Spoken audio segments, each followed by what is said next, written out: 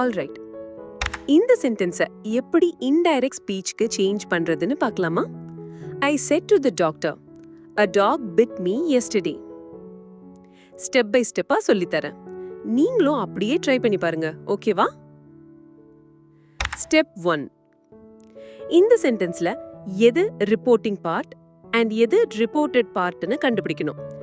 I said to the doctor, இதுதான் reporting part. அப்ப reported part எதுமா? a dog bit me yesterday. இப்போ உங்களுக்கு ஈஸியா புரிஞ்சிருக்கும்.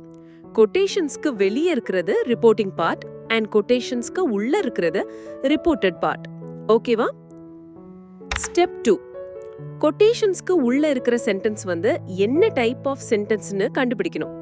அதாவது ஸ்டேட்மெண்டா, இன்ட்ராகேட்டிவா, இம்பரேட்டிவா அல்லது எக்ஸ்க்ளமேட்டரியான்னு பார்க்கணும். இங்க நம்ம சென்டென்ஸ் ஒரு ஸ்டேட்மெண்ட். ஸ்டெப் 3. ரிப்போர்ட்டட் பார்ட்ல இருக்கிற சென்டென்ஸ் ஓட டென்ஸ் என்னன்னு தெரிஞ்சுக்கணும். இங்க பிட் ஒரு simple past tense. Step 4. Said to a டோல்டுன்னு மாத்திக்கணும். I said to the doctor, I told the டாக்டர்னு மாத்திக்குங்க. ஸ்டெப் 5. இப்ப கொட்டேஷன்ஸ் ரிமூவ் பண்ணிட்டு thatங்கிற கன்ஜங்ஷனை போட்டுக்கணும்.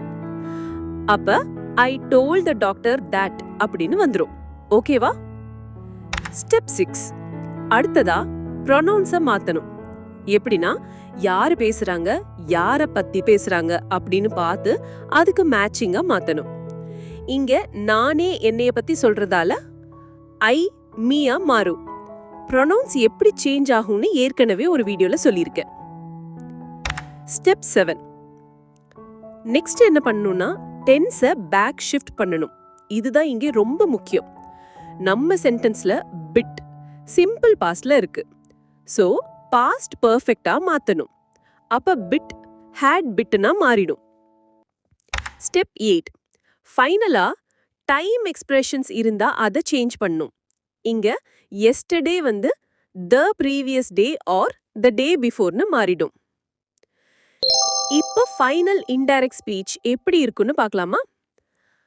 ஐ told the doctor that a dog had bitten me the previous day. இது உங்களுக்கு ஈஸியா புரிஞ்சிருக்கும்னு நினைக்கிறேன். உங்களுக்கு ஏதாவது டவுட் இருந்தா கமெண்ட்ல சொல்லுங்க. பாய்.